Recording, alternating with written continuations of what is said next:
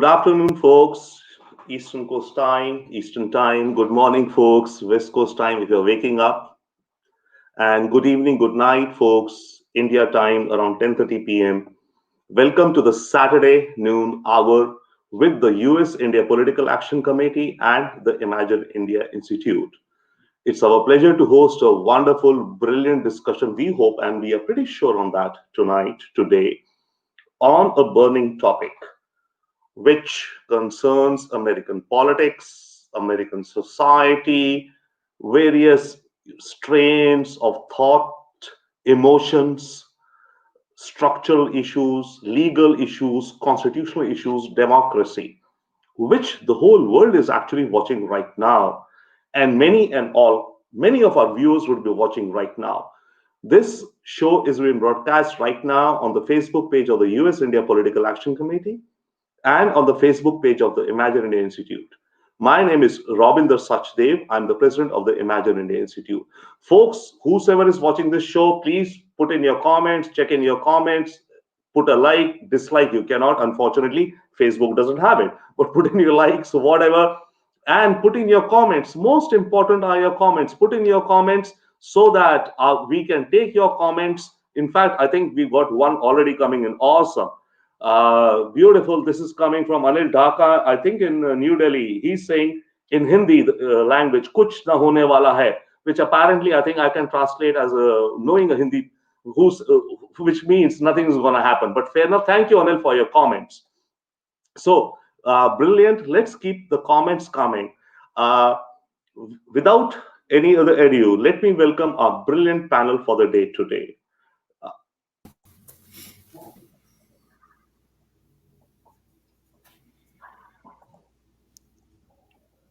The discussion topic is the second impeachment of President Donald Trump.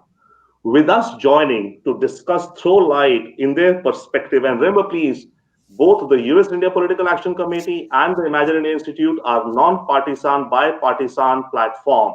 We welcome all views, all ideas, and this is a discussion, not a debate. So we welcome any flavors, and our audiences, whosoever is watching or would watch this later, can take away their own takeaways based upon what the panel says. It's my pleasure to introduce Professor Roger Peterson, Arthur and Ruth Sloan, Professor of Political Science at MIT. Thank you, Professor Peterson, for joining. A pleasure to have you, sir. Thanks.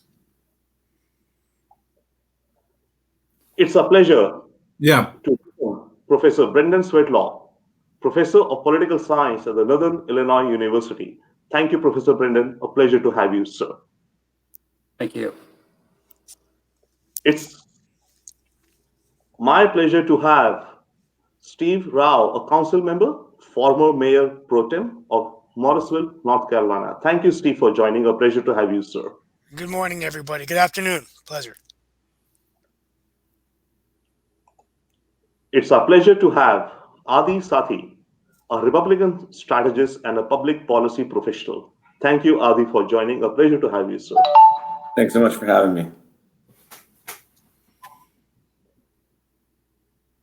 Okay, so for our panel, we have some interesting, simple questions, but I'm sure that our panel will throw their insights into the burning topic, burning questions. We are kind of, like all exploring the elephant. There's a story about an Indian elephant, by the way, pardon me, of the 5 blind men who are walking around the elephant. Somebody touches the tail, says it's a rope. Somebody touches the body, says it's a wall. So probably some of it is like that. Okay, but still at the same time, we have experts here, brilliant minds, deep research practitioners, activists on this panel with us who would kind of share their views so that our audiences can, take away whatever they can. Once again, folks, whosoever is watching, there's some people I can see watching, some people I put likes. Please put in your questions so that I can bring those questions to our guests and they can, shape their answers to their talk to your questions also. That said, we'll have this discussion in 5 rounds for the sake of our viewers. First would be opening question round, opening statements from each panelist, few rounds, and then a closing round. Starting in the first round, May I invite Professor Roger Peterson for his comments and thoughts. And you can take it any which way, sir, any prism, anything you want to highlight on the development so far and on the second impeachment of President Donald J. Trump. Yours, please, and about 2-3 minutes, sir. All right. Well, I'm not an expert on American politics so much. I'm going to defer to Professor Swedlow. But what I do study is contentious and violent politics and the role of emotions and the way emotions shape our politics. So I think we're at an interesting period now. I think in American politics, for a long time, there's been an idea that there's going to be a progressive tipping point, and the country demographically will change. More people are educated. Religion is going to decline, and we're going to get more social type of social democratic policies, more like Europe. And so people have been waiting for this tipping point. What's interesting now about this period in history is a lot of people believe this Trump is actually going to discredit the Republican Party enough that you're going to get defectors, you're going to get a fractured Republican Party, and you may actually have the opportunity because of these events to really push the Democrats into a more dominant position. Now, what emotions do? Anger is an emotion which, when you're angry, you become more risk accepting, you become more certain about your position, and the action tendency is to punish. So I think from Biden's standpoint, he's got people believe that they're in a good strategic position as Democrats. They're angry. They're ready to go. They are ready to accept risks in attacking Republicans. They're certain about their positions. Now, from Biden's perspective, whether this is what he really wants his party to do or not. I mean, there's going to be impeachment, but how much are you going to go after the Republicans who voted after the riots? How much are you going to go after the whole Republican Party? Which way are you going to do that? So I think we're at a very interesting strategic standpoint. There's a division within Republicans, but there's probably also a division within Democrats about how much to go after this and how much to go after Republicans and which Republicans are going to go after.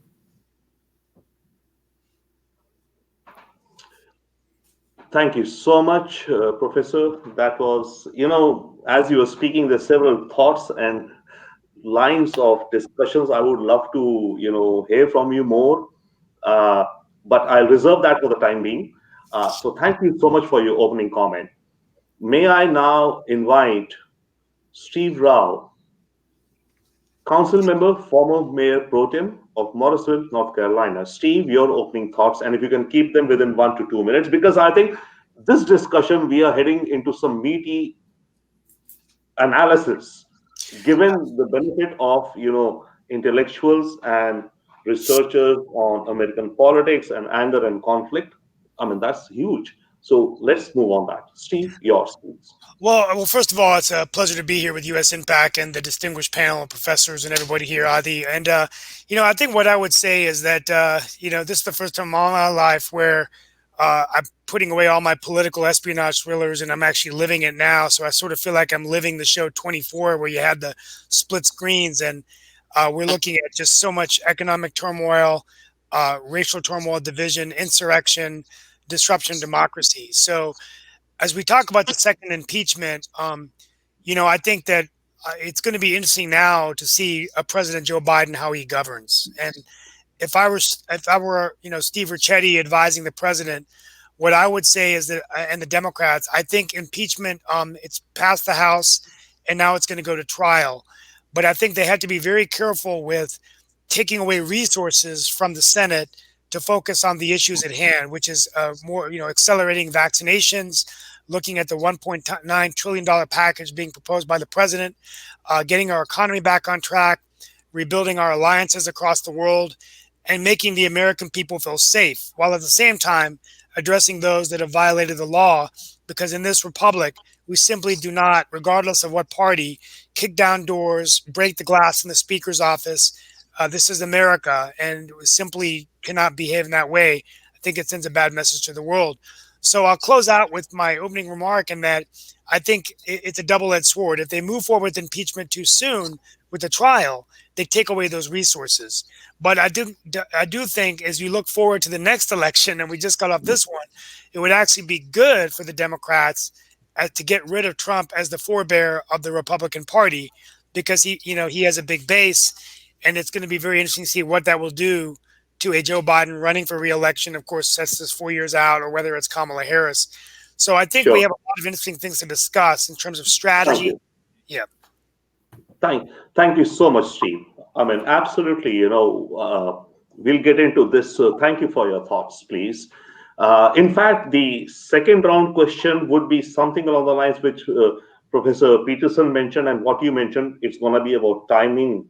Okay. I've seen the question, but we'll come to that. Right. I let a little bit out of the gate. I apologize. Thank you. No, please, of course. Yeah. Thank you. May I now invite Adi Sathi, Republican strategist and public policy professional. By the way, folks, if you see right now, it seems that our panel is, and as I've said, we are non-bi, whatever partisan or different terms. Our idea is to collect views and share views and have discussions. So please, Adi, before you start, Adi, may I just, because you see, one of the fun things of this live is that if people are commenting, that means people are seeing. So may I just take the liberty of checking out some guest put up a point. Okay, we have Dr. Suresh Gupta, from Washington, D.C. If you can see of your screens. Thank you so much, Dr. Gupta, for your coming by, checking by, waving by. Let us see which way the dice rolls. Thank you, sir.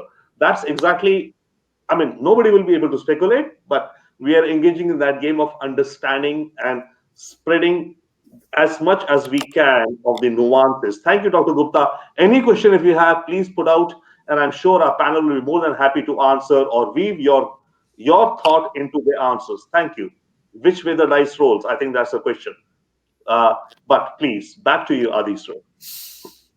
Hello again. Thank you so much for having me. Always a pleasure to be on. Just to give you a little bit about my background, I did spend some time working at the Republican National Committee headquarters. So from the political lens of what's happening right now on the second impeachment that just happened in the House of Representatives by Nancy Pelosi and the Democrats, it's something that seems to be a method that is used to try and degrade the Republican Party and create more divisiveness, not only within the United States of those that are paying attention to American politics, but also an effort to bring down the president and try and do what they can to remove his influence from the political apparatus. If you look at the votes, you'll see that it was mostly a party line vote. You saw 10 Republicans break from the party rank to then also vote for impeachment. Those like Liz Cheney and also Fred Upton from Michigan, who are maybe two of the more prominent Republican congresspeople that voted in favor of the impeachment. What I think will likely happen is that on the 19th, when Senator Mitch McConnell reconvenes the Senate, it will be the day before the inauguration happens itself. And I, from my perspective, see that it is unlikely that there will be any real movement in the Senate to have any kind of hearing that will move the ball forward when we're looking at what is supposed to be a uniting moment for the American people with the inauguration coming forward. Both parties, Republicans and Democrats, look to the inauguration as an opportunity to come together, to stand in front of the world, and to be able to join hands in looking for what they're going to do for betterment of the economy, betterment of healthcare right now, which is of course very important, and many other issues. And I highly doubt that the Senate will move forward in trying to entertain any kind of hearings. That's what I'm seeing moving forward. Sure. Yeah, thank you so much, Ali. Absolutely. It's going to get more and more convoluted as we go along, but nuances, but that's the big picture. Thank you so much. Now may I invite Professor Brennan Swetlov. I hope Swetlov. Fair enough. Thank you. A professor of political science at the Northern Illinois University. Sir, your big picture takeaway on the second impeachment of Trump, President Trump. Okay. So one big picture, one aspect of the big picture for me is that whether you're Democrat or Republican, and I'll just reveal that I normally vote Republican. I've been very disappointed in my party and my president. Did not vote for Trump. I'm a never Trumper. But because I saw the threat early on to our institutions, and that's what I'd like to emphasize, is that I think what we're in a high level of political conflict like we are now. We, political scientists document the increasingly partisan nature, the polarized nature of American politics. That we think of, how to beat the other guy, and the focus is there. And we forget about the container for political conflict, which is our constitutional democracy, our institutions. And so rather than seeing impeachment as a further divisive move, I see it as a necessary institution maintenance move that basically we have to have accountability for attacks on our institutions. And I think those attacks have been very clear. They have been pushed by our president. And he has done significant damage to our institutions already. And those who are supporting him in that are culpable as well. And we need to send a very clear signal to not only him, but to other people who might be thinking that this is a good idea, that want to take a page from his playbook. That attacking our fundamental institutions of democracy, our elections, and then attacking the institution that is designed to represent the people's will more than any other institution in American politics, that's our Congress, to literally send a mob against that institution to interfere and try to coerce Congress people into overturning the clear results of this election. That behavior is just beyond the pale. And that, to me, there is definitely a case for treason here, sedition. This is very significant. This is not to be laughed off or swept under the rug or considered in partisan terms. This is a significant attack on our institutions. And if we want our democracy to go forward, and be able to contain political conflict and be a site where we can peacefully, right? That's why we have politics, peacefully resolve conflict rather than violent efforts to sort of overthrow each other or get the upper hand and take to the streets, which we've seen in this last year. We've seen a taste of what could happen. And remember, we did fight a civil war in this country. So, and some people are using that term again. And I think, we have to be very, very careful here. And our leadership, our most, our political leadership really on both sides of the aisle needs to focus on what do we need to do to patch up the damage here and move on and not sweep things under the rug and hold people accountable who have attacked our institutions of constitutional democracy.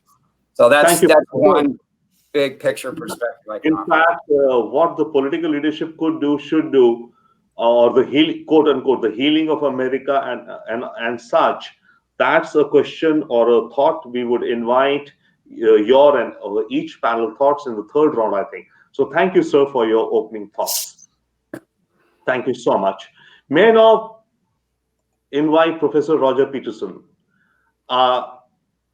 Okay, sure. We all have our views, and what I think the panel distinguished has discussed, these are various flavors, and that is what is shaping the discourse of today. My question in this round is specific or a little bit narrower in terms of timing, domestic politics perspective. In terms of timing, there are 2 or 3 questions. Sure, the House will send the articles of impeachment to the Senate, and the Senate earliest can take it up on 1 p.m. on January 20th, right? That's being said.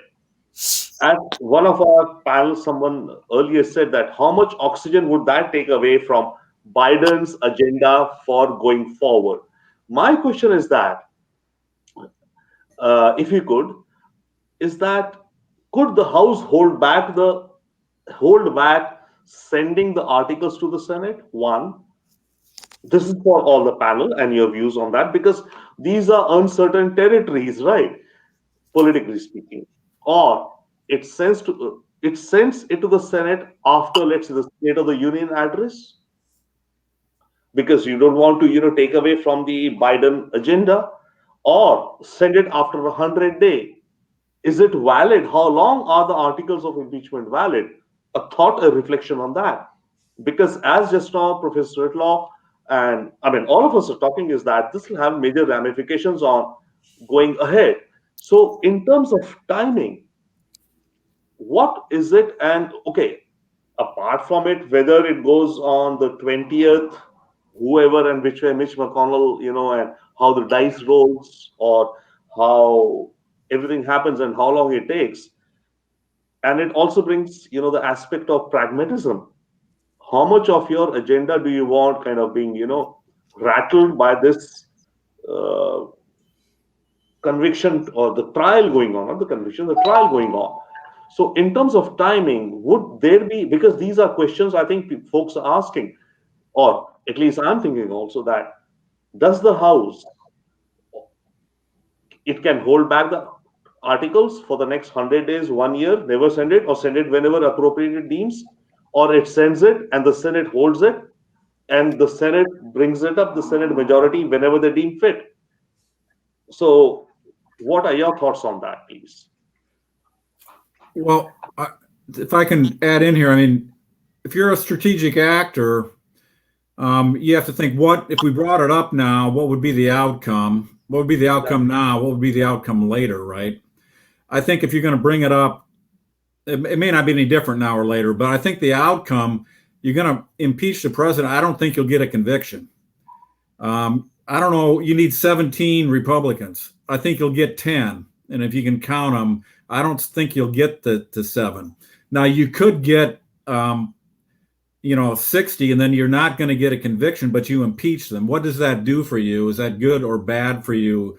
You could get 50, though. All you need is 50 votes to bar Trump from running again, and you could get 50 for that. So, what outcome do you think you're going to get, and would it make any difference if you do it now or later? If you're not going to get a conviction now, why go? You might get it later, or not at all. But I think the other panelists, I'm sure that Adi is thinking about this, and Professor Swedlow know more than I do about that. But that's just from a strategic actor standpoint. I think that's some of the considerations. Thank you so much, Professor. May I invite you to give a quick comment on this, because we've been having questions coming in from viewers. Thank you so much, folks, for watching it and putting up your questions. We have Vikram Singh Chauhan, who's saying also, thank you, Vic, for asking. Vic is saying, great panel. There's a bipartisan condemnation of havoc due to Trump. We need to get to the damage he has done to democracy. How can sane folks fall for fraud elections where most of the Republicans at the bottom of the ballots have won? Thank you, Vic. Thank you so much for your question. I have read out your questions. I'm sure all of our panelists heard it. Thank you. Please keep your questions coming. We have another question coming in from another viewer audience. What will be the future of the Republican Party in the future? Should or not will President Trump and the MAGA movement continue to lead the party, or should there be a return to some level of normalcy and decency, which we have seen with leaders like Senator John McCain and Senator Mitt Romney? Thank you so much, Hari, for your question or reflection. I am reading out your question for our panel, and we invite our panel to absorb these questions which are coming in from audiences to kind of weave it into their own answers as we are talking. We have a comment from Dr. Suresh Gupta. Suresh Gupta, thank you so much, sir. Second impeachment, first ever in the USA. The Constitution is at work. US Senate has to pass it to impeach Trump, to get rid of him for 2024 and let let Trump not control the Republican Party in next 4 years. Thank you so much, Dr. Gupta, for your thoughts and comments. Again, reading it out and sharing. Folks, please keep your questions coming, comments coming, thoughts coming, so that our panelists, they get a view or a flavor of everything triggers thoughts. We are in the business of triggering thoughts and creativity on a bipartisan platform. Thank you so much, folks. May I now invite Steve Rao, council member, former Mayor Puritan. But Steve, you've heard those questions, but I'll again come back in terms of the timing and what Professor Peterson was saying, and we were thinking, is it necessary given the political exigencies? Well, this is going to surprise. Would it be better to hold the articles or send to the Senate and the Senate holds it? Yeah.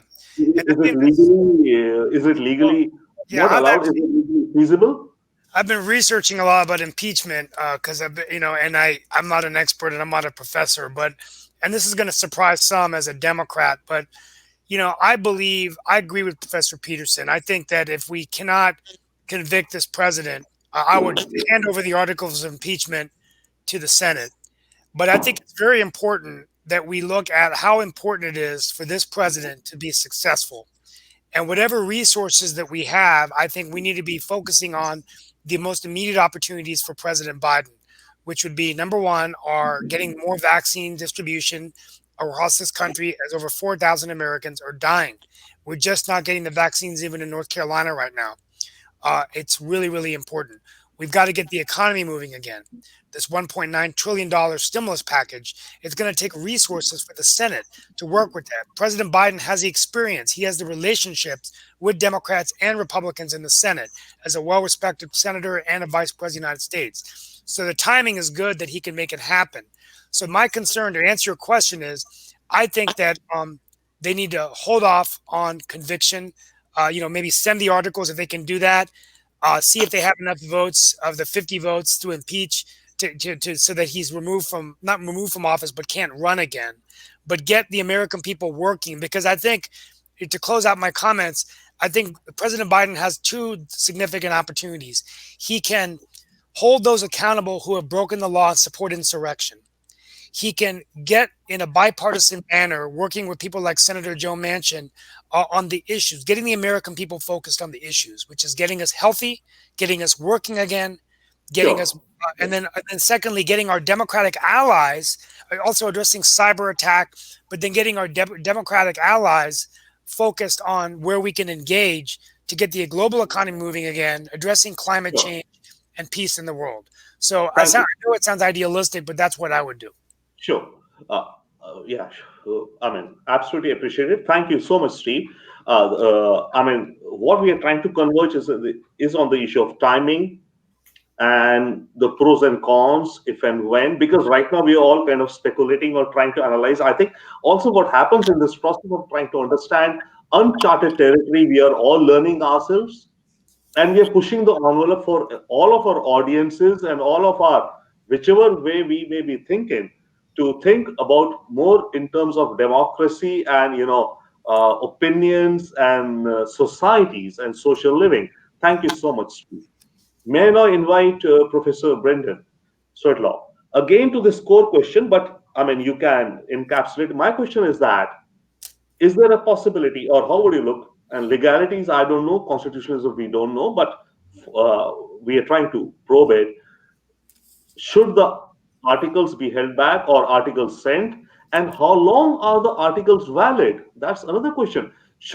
Would it do well if the articles are valid forever? The House can mothball them and give 100 days for Biden, so that they are running with that, keep it hanging as a Damocles sword or whatever. And then after 100 days, bring it to the Senate. Those are the realm of the possibility. Sir, your thoughts to share, please. Yeah, that's a good question. I don't know the answer to that question in terms of what the legal restrictions on that could be in terms of waiting or not waiting or timing issues. And I appreciate the points my colleagues here are making about timing and focus and resources and vote counting and whatnot. But I think again, I'd go back to my points, and I think we need a serious pause before we just try to go on with political agendas, other aspects. This really has to be at the top of the political agenda for both parties in the country, is an institutional maintenance agenda and an accountability for the attacks on our institutions of electoral democracy. And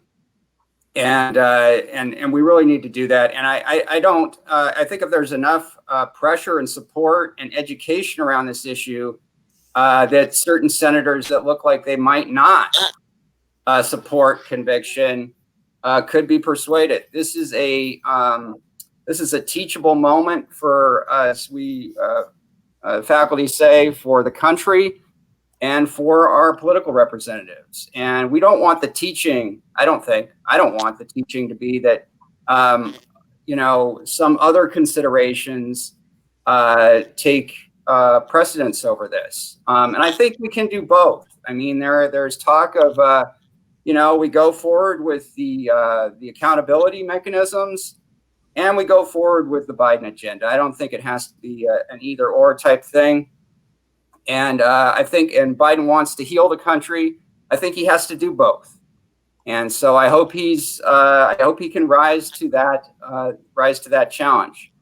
But I really think it's very important that we not sweep aside or ignore or downplay what we've witnessed, which is unprecedented attacks on our institutions by a president of the United States. Okay, so thank you. Thank you, sir. In fact, the next round question would be leading into some of that. One round we have really into the aspect of healing, quote unquote, if we were to call it, which seems to be a cliche term, but really the healing of America and what could be done, and therein what could be some pragmatic steps. We'll come to that. But meanwhile, we've had a viewer who's put in a comment, Dan Smith, and he says, you people on Facebook, you don't even recognize that this election was stolen? How stupid you can be. Joe Biden sold the country to China when he was vice president, along with his current family. Thank you so much, Dan. Thank you so much for your thoughts and comments. I'm sure that our panel would also be factoring in your view. Please keep your questions coming, folks. Left, right, center, any which way, because you see, this is what perhaps the real politics is, which is happening. There are different views and opinions out there. Our effort is to, have a conversation, a discussion with folks, and and each one of us can take away whatever we want to take away, because that's the way it seems things happen. Thank you, Dad. Folks, whosoever is listening, please give in your comments and thoughts. Now, let me come to Adi.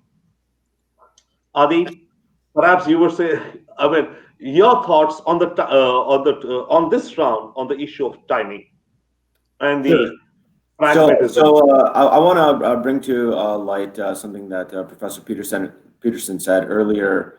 When it comes to the vote that would potentially happen in the Senate, we are looking at a situation in which there is not a chance, I believe, in which 67 senators are going to ultimately be able to vote to move forward with what's happening with the impeachment hearings on the House of Representatives side.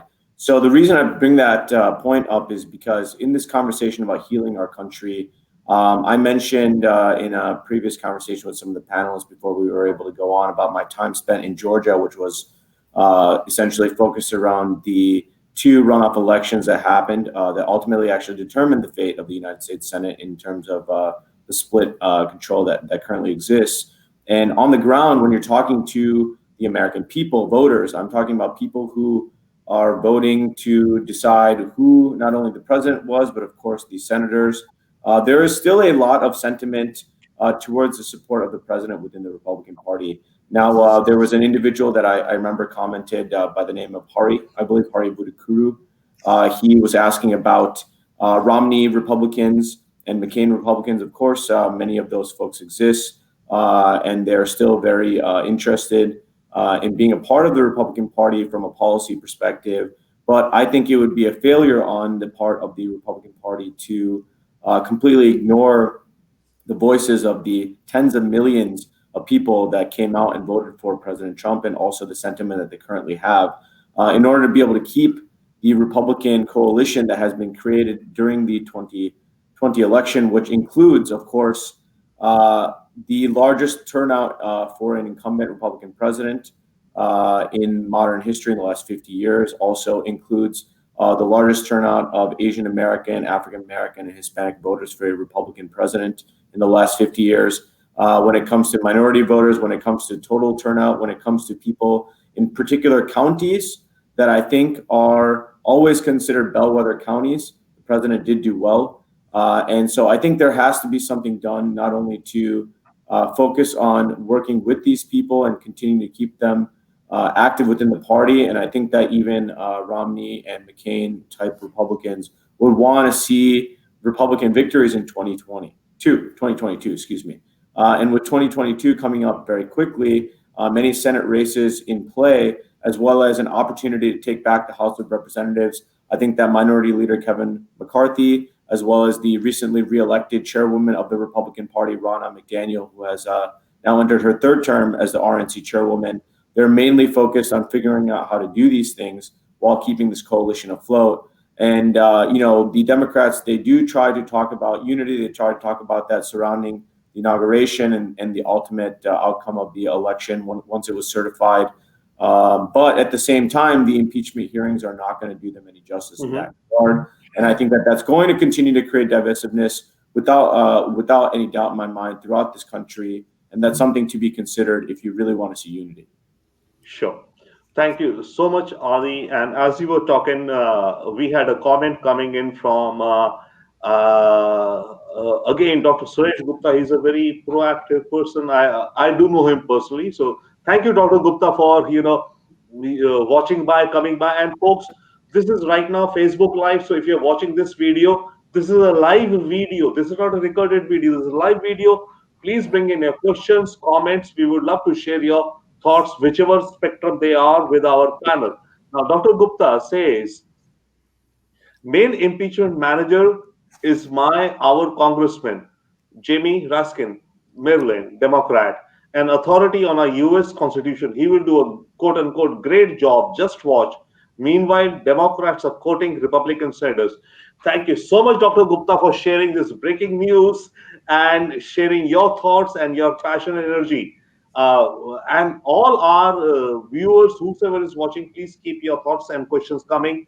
We would love to, because you see, we are talking as a panel, but when questions come from our viewers and audiences, they kind of add spice, they spark, they ignite one way or the other. We welcome that. Thank you so much. And as we've said, this is a discussion. It's a discussion live on the US India Political Action Committee Facebook page and on the Imaginary Institute Facebook page. We welcome the questions. Now, the next round, actually, I was looking to go more into, again, the politics, but we've talked a lot of politics.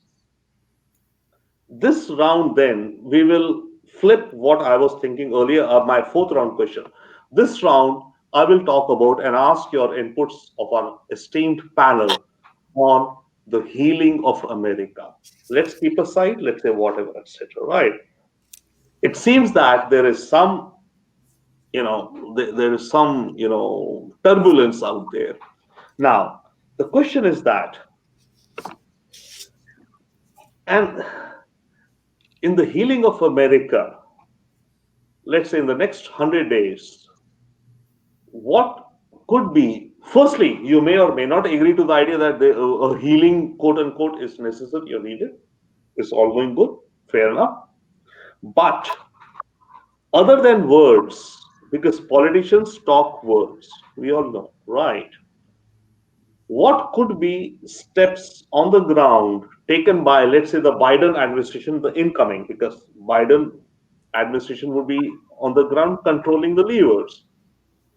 What could be the steps taken by the Biden administration in the next 100 days towards the healing of America. And therein, let me add as a footnote, I have a separate something on which I'm working, a campaign known as Live and Let Live, but I'll not introduce that because I, as a moderator, it's for me to ask the questions. I cannot say what I would like.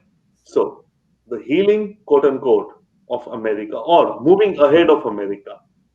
Professor Peterson, your thoughts. I think I'd Next rather hear what Professor next 100 Sachdev has to days, say what could be first. done? And I think he knows better than I do on this, and I'll respond.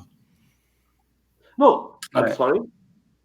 Thank you for inviting me to speak. And okay, healing of America. I think a significant ingredient is accountability for attacking our institutions. People who attacked our institutions are including the president, and those who supported that need to be held accountable. And whether the votes count up right now for conviction for impeachment or not, there's some other pathways of accountability as well. And that has to happen to heal America. There has to be accountability for attacking our institutions. Secondly, and I appreciate Athi's point about the Republican coalition and the support Republicans have had. Look, this was a very close election. It wasn't a stolen election, Dan. No, all the evidence is it was not stolen, and it is a lie to say it was stolen. That's a lie perpetrated by our president and those supporting it. It was not stolen. It was a fair election, and one person won, and that person was not Donald Trump. That was Joe Biden. Okay, so let's just reiterate that. At the same time, Democrats should not be arrogant. They have a lot. They have to look at a situation where we had a close election, when we had a lot of things that Trump was doing where Republicans like myself couldn't even support him.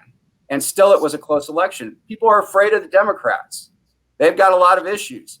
They've, as one of my colleagues on the Constitutional Democracy Listserv says, who's a Democrat, says they have abandoned the working class, leaving an opening for Trump to recruit those folks into the party. And they need to look at what they have done, and they need to look at their own authoritarian tendencies and political correctness and whatnot. And they really need to start caring about more people in this country and get away from identity politics. Okay, they need to actually care about what's happening to white people in this country and build a broader coalition. And they need to compete with the Republicans successfully. Yes, Trump was successful in speaking to the concerns and recruiting certain people into the party. And Trump was successful in catering to the elements of the Republican coalition. And Republican leaders should continue to do that. But again, not on the Trump playbook of attacking our institutions. This has to occur within a situation where we recognize the outcomes of elections. And we don't just start attacking our institutions when we didn't win, okay? And being a big crybaby about it, and worse. I mean, it goes beyond that. So I think healing starts with recognizing for everybody to look inward. What have they contributed, either actively or by complicitly, by standing by to the current situation? And we all need to do, I mean, that's why I'm doing this. I don't do webinars normally. I'm here today to just try to contribute and try to be a little more active and try to help the situation. So thank you so much, Professor. And I mean, absolutely appreciated, more than appreciated, because I think it's the discussions and thoughtful reflections, but yes, action on the ground, which acts have to, make some changes. So therein may I invite, which Professor Peterson kind of deferred to you on this question. Now, Professor Peterson, you're a specialist in conflict and emotions. Now, if I were to ask you to be creative, what are the three things in the next 100 days or next 1,000 days, 100 days, let's say, or next 1 year, whichever incoming, let's say it's Biden administration coming, it should do to kind of quote unquote again, pardon me using the term heal America or like bring America together, but yeah, there are differences we know. But from your experience, theory to practical, what should be some things which can, you know, bring some of this together and reduce the outliers? I think the question is reducing the outliers. There'll be differences of opinions, but outliers have to be reduced. We have interlocking cleavages in a democracy. How to reduce the outliers? Sir, please. Yeah, well, I spent, again, I'm not an Americanist in my orientation. I spent a lot of my life in Kosovo and Bosnia and Iraq. So I've seen societies that have been pushed. And I'm afraid I'm not big on how we heal very fast. And, I've lived in Massachusetts for 20 years, but I'm from rural Nebraska originally. So I go out there and I hear what people in Nebraska say about liberal elites, and I hear what liberal elites here in Cambridge, Massachusetts say about people out there. It's not, there's not a whole lot of ground. I mean, this is not, they both have nasty things to say, and I'm not even would Harvard want Adi to come and talk? They might not even allow him hardly to talk because we have cancellation. We shouldn't even have free speech about these things in some of the universities. It's really a serious sort of division here about how we do these things. And so, what I would like to see Biden do, talk about emotion theorists. They talk about down-regulating negative emotions or up-regulating positive emotions. Let's down-regulate anger somehow. I'm not sure you're going to down-regulate anger actively. And I'm not sure you can really up-regulate positive emotions like hope. I think what Biden needs to do is just deflate the whole emotional intensity we have. What we should have in a two-party system is one party gets power, they have policies, and then the other party has their policies. And if the voters don't like one set of policies, they can vote in the other ones. And it should be more about just the policies rather than what politics has become performance art for some of the parties here on both sides.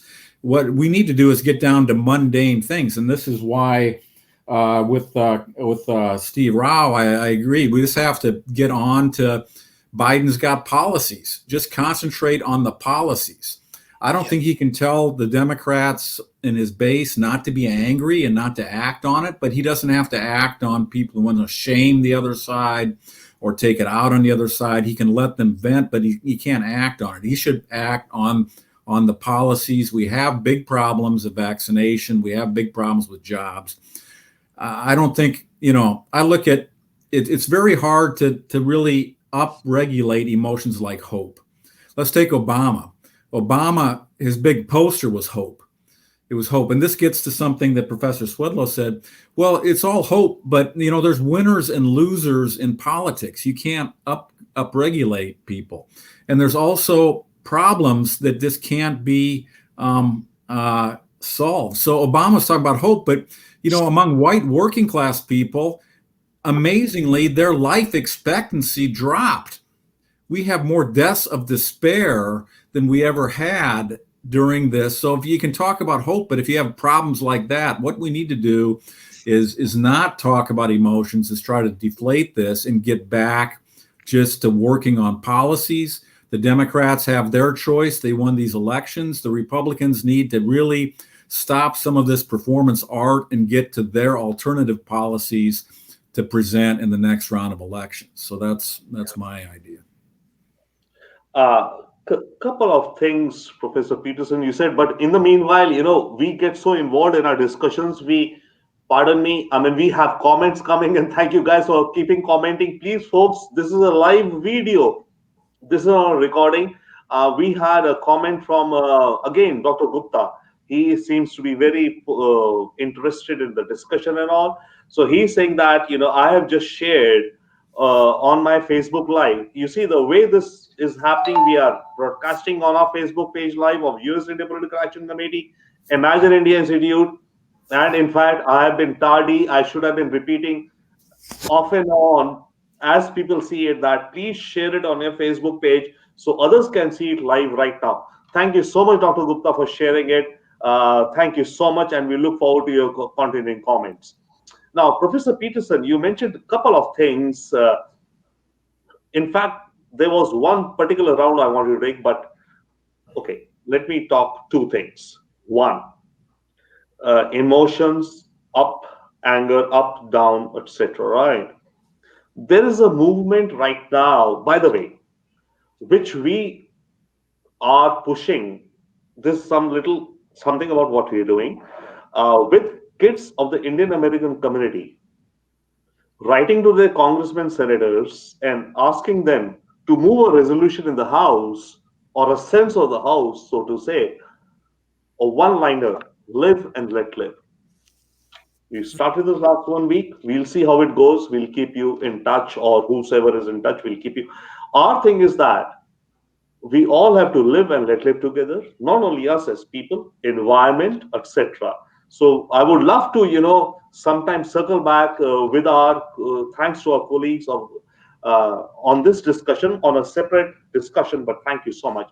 But another thought which struck me, which was a question, but we are running short of time, was on the two-party system. The idea of America being a two-party system was that they are interlocking cleavages, right? So each party would be forced to bring its fringes here, this party here, and then come to a middle course path. What seems to have happened in America, in fact, that's the question I wanted to ask in detail as a separate round, is a two-party system Yep. versus a multi-party system in a democracy. But you may weave that into your questions or your comments as we go along. But may I quickly ask Steve for your comments on this point, because we are moving into some real meats and potatoes of it. Steve, please. Well, first of all, I'll just take a quick moment to answer about healing, and then you want me to answer the question about the third parties, the two-party system. But I think I've already said it. I think the thing, in order to heal, I think President Biden needs to tell the American people that he's the president of all the people, even the people that didn't vote for him. And I think his character, this is a man who's been knocked down more in life than we could in a lifetime, losing a wife and daughter many, many years ago, and then Beau Biden to cancer. His colleagues say that he's a man of empathy. He understands pain. He understands tragedy. He looks at the glass half full. And how he can look at the glass half full is he has an opportunity to work on the issues, addressing the COVID economy, addressing racial relations, restoring our honor in the world, and helping our foreign policy. My late father-in-law came from India to become a U.S. Air Force colonel when he saw John F. Kennedy challenge America to walk on the moon. That's the kind of America we can build that we're all proud of. To answer your question about the two-party system, I think it's not working anymore. I think that you're going to see more power return to the center. Senator Manchin is dealing deals with Democrats and Republicans. I'm hearing talk of third parties in North Carolina because I think you can have different opinions on both sides, but now it's become a gladiator sport where the politics is being on either side of the end zone. And I think the policy that can really impact us is on the 50-yard line. Now, I don't know whether the reality is we can do it with the third party, but I think clearly you may see a shift now in American democracy. And that's just my opinion. Hope that answers your question. But I think it'd be interesting to see how we make it happen, whether it's a reality or will you just see a shift back to the center. But I think our nation will heal, and I think we have to look at the character of the man that's going to be sworn in as the 46th president. Thank you so much, Steve. This question is coming to the panel because partly I'm supposed to deliver a lecture on US federal democracy next week. So I'm trying to pick up learning from this panel on some of this. But before we get into that, may I invite, I understand Professor Brendan has to leave now. May I invite Professor Brendan for his, concluding wrap-up remarks, and we continue the panel with one last round. Thanks to the generous times that all of you professors, Roger, Brendan, Steve, and Adi are giving. But Brendan, sir, you have to leave. So you can have a wrap-up thought giveaway. And folks, whosoever is watching it, please keep your questions coming. As you can see, you put in your question. It helps enliven our debate, our discussion. It enriches our discussion together. Thank you, folks. Please keep it coming. Professor Brendan.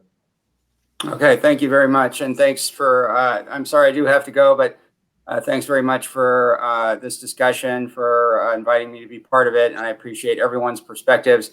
On the healing theme, I would just end with, just a reminder again that we are the United States of America, and we have institutions that are unique in human history, institutions of constitutional democracy. There were the first people in the world that sort of deliberately created our own country and our own governing institutions rather than sort of having them handed down to us. And they've proved remarkably durable. They were built to sustain to protect us against a centralized power, to keep democratic decision-making, broad-based decision-making. And so I think we just need to remember that, and remember that we are all part of this country, and we need to, do some institutional maintenance here and keep our institutions together so that we can contain our conflicts and move them into a discussion and move them ultimately, hopefully, into bipartisanship, as Steve is talking about. And it is amazing that the Congress keeps on a bipartisan basis passing legislation despite high levels of conflict in certain areas. So there is common ground. We can find it. We have big challenges as a country, both domestically and internationally, and we need to focus on those instead of tearing each other apart. Okay, so that's what I would leave with. And again, I appreciate this opportunity to be part of this discussion. Thank you so much, Professor, for your time, and thank you so much for your contribution. We look forward to staying in touch with you, and till then, and learning and exchanging as always. Thank you so much. What Brendan was saying, and before I come to Adi also, you see, yes, sure, America is the beacon on the hill. Those are the questions out there. I'll, in fact, again come back to Professor Peterson sometime in this panel for a minute or two or later, and I'll request our colleagues at the US Radio Political Action Committee and at the Imaginary Institute to have maybe a private discussion, not private, I mean a smaller discussion with him on emotions culture, because that is, and conflict, because that is perhaps one root which is happening all in America. May I invite Adi for your reflections on where we are headed, 100 days, or whichever way you take it, but towards a progressive, I don't mean by in terms of any labels, but no labels, my friend, but yeah, all yours. Sure. So thank you so much again for having me. I'm really always happy to be here and support the work that's being done by US Impact. So from my perspective, just thinking about what the outcome of this election has been, we are about to swear in Joe Biden as the new president of the United States, 46th president. And then simultaneously, the Democrats still have the House of Representatives as well as a split in the US Senate, which as many know, that split can be, the tie can be broken by Vice President-elect Kamala Harris. And so it's a unique situation similar to what happened from 2008 until 2010 when the Obama administration had both chambers of Congress as well as, of course, the presidency.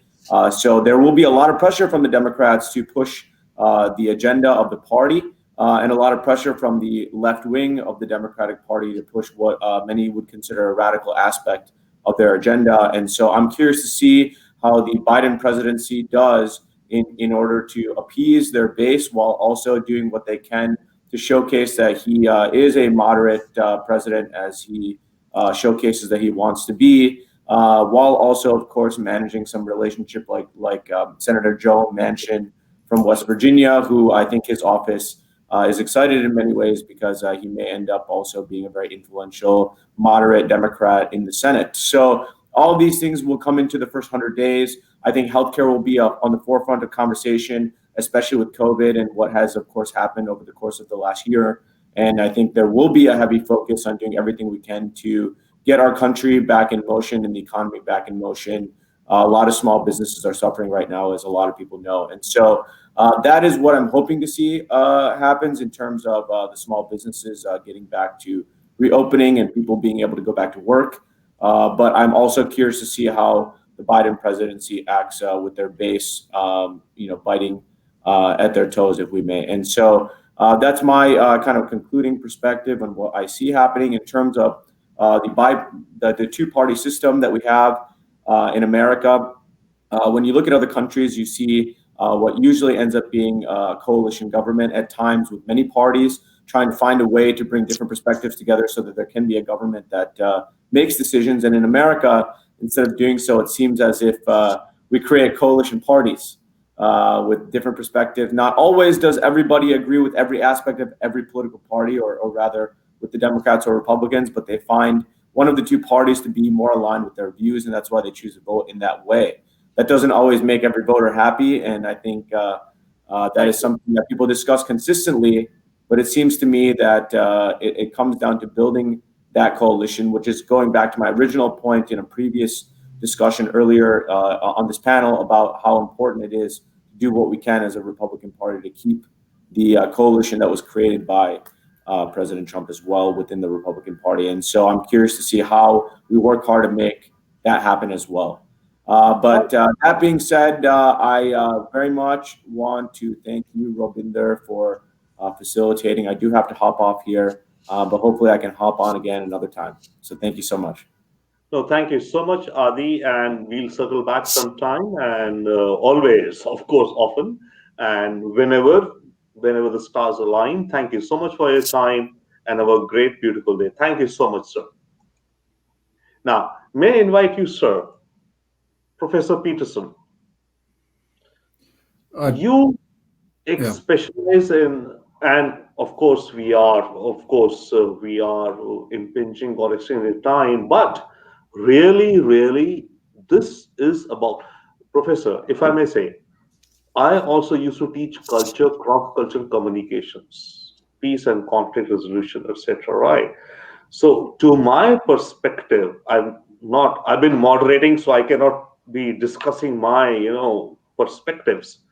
But I really think fundamentally it's about society, emotions. What is your take about American society, emotions in America going forward, sir?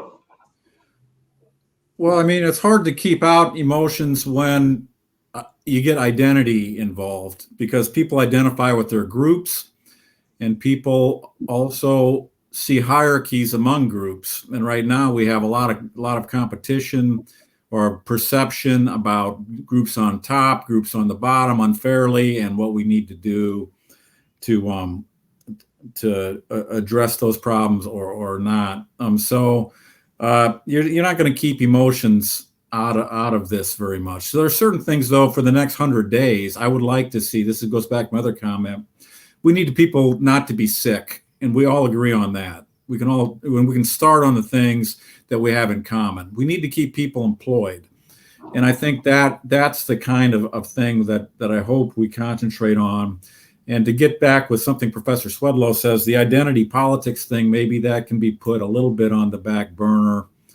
There's just certain things that are not they're zero-sum games. Let me give you an example. I'm teaching at institution, MIT. Indian Americans are vastly overrepresented here, and Latinos and African Americans are underrepresented. So what kind of admissions policies do you want? And maybe healing that. Some people on the Democratic side says the healing has to be, we have to add points to SAT scores for blacks, and so then they're competitive more. These are not simple questions, and some of these things, as we have changing demography in this country, and we have a changing perception about who we are, not going to be easy. So right now, with all the turmoil, I sort of think let's put those off to the side, and let's try to get people vaccinated and employed. We can all agree on that, I think. Professor, while you were talking, I think, what you were talking, whatever it may be, perhaps that's what makes America if not, I mean, not the greatest nation on this earth, but yeah, greatest nation, greatest democracy, or whatever. I mean, a pioneer, let's say a pioneering democracy, a pioneer. The questions and challenges you are putting out, what America faces, perhaps all countries will face 10, 20, 30 years later or are facing today. The difference is that the way the United States is dealing with these questions is with more, what to say, more science, if I may say, science and social science. And the US has been, I mean, social sciences studies in the US have been, in apart from technology, I come from technology, right? But I've also, by the way, learned social sciences in the US. So that's the beauty of America. And Yeah. whatever be it, imperfect, flawed, etc., that's what the world, by the way, really looks forward to. Robinder, And I couldn't agree with you yeah, more. yeah, Steve. I'm, Now, yeah. So, okay, Steve, your yeah, wrap up, yeah, please. I'm going to wrap up real quickly and then we got to leave. But it's been an honor being here with the professor and everybody. I think the one thing I talk a lot about innovation, and the greatest innovation in the world was actually an American democracy because we formed a republic, and that republic was based on the very notion, mind-blowing concept at the time, that you were born into this nation with equal rights, and you wasn't dependent on your religion or your land ownership.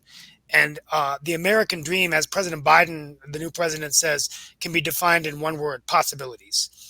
And the Indian American community, like my parents, my in-laws who have come here, are examples of that. That you can come from anywhere and you can be anything. We have a lot of work to do. This wasn't a perfect country. Our founders knew that. That's why they said, in order to form a more perfect union.